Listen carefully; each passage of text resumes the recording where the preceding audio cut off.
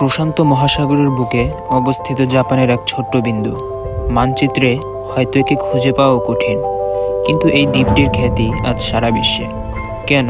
কারণ এখানে মানুষের নিয়ম চলে না, চলে বিড়ালদের রাজত্ব, যা বর্তমানে সারা বিশ্বের কাছে ক্যাট আইল্যান্ড নামে পরিচিত। এর ইতিহাস প্রায় 100 বছর পুরনো। 1945 সালের দিকে আওশিমা ছিল একটি ব্যস্ত জেলে পল্লী। প্রায় 900 মানুষের বাস ছিল এখানে। কিন্তু জেলেদের একটি বড় সমস্যা ছিল ইঁদুর। ইঁদুরগুলো মাছ ধরার নৌকা এবং দামি জালের ব্যাপক ক্ষতি করত। এই ইঁদুর দমনের জন্যই জেলেরা মূল ভূখণ্ড থেকে কয়েকটি বিড়াল নিয়ে আসেন। সময়ের সাথে সাথে ইঁদুর তো শেষ হলোই, কিন্তু বিড়ালদের বংশবৃদ্ধি চলতেই থাকলো। যেহেতু দ্বীপে তাদের শিকার করার মতো অন্য কোনো হিংস্র প্রাণী নেই, তাই তারা নির্ভয়ে বাড়তে থাকে। এখন প্রশ্ন হলো, মানুষগুলো গেল কোথায়? দ্বিতীয় বিশ্বযুদ্ধের পর জাপানের অর্থনীতি বদলে যেতে শুরু করে।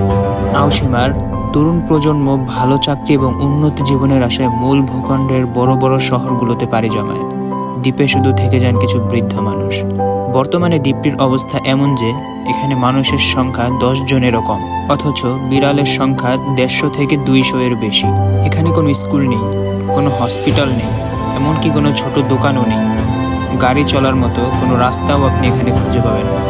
যদি আপনি এখানে যেতে চান, তবে আপনাকে পৌঁছাতে হবে জাপানের এহিমে প্রিফেকচারের নাগাহামা বন্দরে।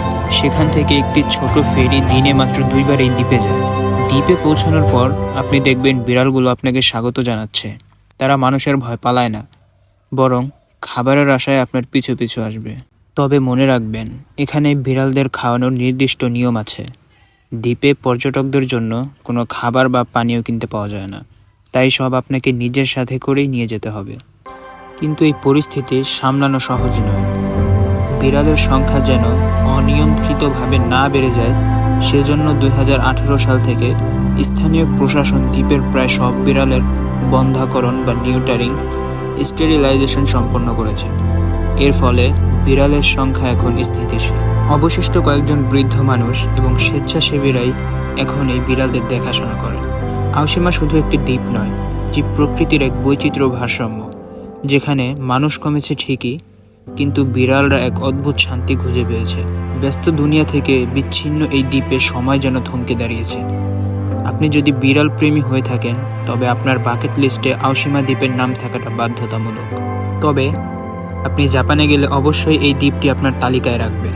মনে রাখবেন, সেখানকার নিয়মকানুন, বিড়ালদের প্রতি দয়া দেখান এবং পরিবেশ পরিষ্কার রাখুন। ভিডিওটি ইনফরমেটিভ মনে হলে শেয়ার করুন তাদের সাথে যারা জাপান যেতে চায়। সাবস্ক্রাইব করে আমাদের এই ছোট কমিউনিটির অংশ হয়ে যান। দেখা হবে খুবই শীঘ্রই নতুন কোনো রোমাঞ্চকর গল্প নিয়ে। আল্লাহ হাফেজ।